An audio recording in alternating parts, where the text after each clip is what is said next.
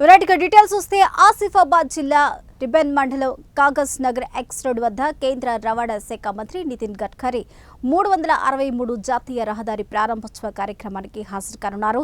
కేంద్ర ఉపరితల రవాణా శాఖ మంత్రి నితిన్ గడ్కరీ పర్యాటక శాఖ మంత్రి కిషన్ రెడ్డితో కలిసి జాతీయ రహదారి 363 ప్రారంభించి జాతికి అంకితం చేయనున్నారు.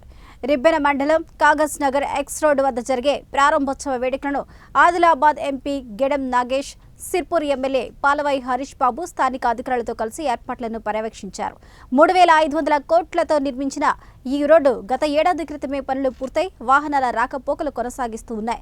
మంచిర్యాల జిల్లా శ్రీరాంపూర్ జీఎం ఆఫీస్ సమీపం నుంచి మహారాష్ట్ర సరిహద్దు కొమరంభీం ఆసిఫాబాద్ జిల్లా వాంకిడి మండలాలు గోయగం వరకు మొత్తం 94 కిలోమీటర్ల రోడ్డు నిర్మించారు. ప్యాకేజ్ 1 మంచిర్యాల జిల్లా శ్రీరాంపూర్ జీఎం ఆఫీస్ నుంచి తాండూరు మండలం రేపెల్లవాడ, అక్కడి నుంచి కొమరంభీం జిల్లా వాంకిడి మండలాల్లో గోయంగం వరకు నిర్మించి మందమర్లి వాంకిడి మండలాల మధ్య టోల్ గేట్లు ఏర్పాటు చేసి డబ్బులు వసూలు చేస్తున్నారు.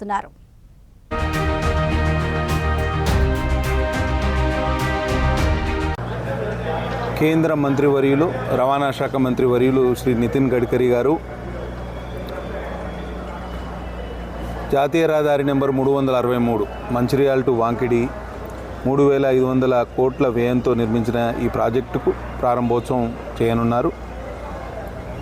రెబ్బెన మండలం వాసవి కాటన్ మిల్లు ఆవరణలో జరగనున్న ఈ కార్యక్రమానికి కేంద్ర మంత్రివర్యులు కిషన్ రెడ్డి గారు, బండి సంజయ్ కుమార్ గారు, రాష్ట్ర మంత్రులు కోమటిరెడ్డి వెంకటరెడ్డి గారు, ఈ జిల్లా ఇన్ఛార్జ్ మంత్రి సీతక్క గారు, ఉమ్మడి జిల్లాకు చెందిన 10 మంది శాసనసభ్యులు, 2 పార్లమెంటు సభ్యులు, తర్వాత 3 ఎమ్మెల్సీలు అందరూ అతిరథ మహారథులు ఈ కార్యక్రమానికి రానున్నారు.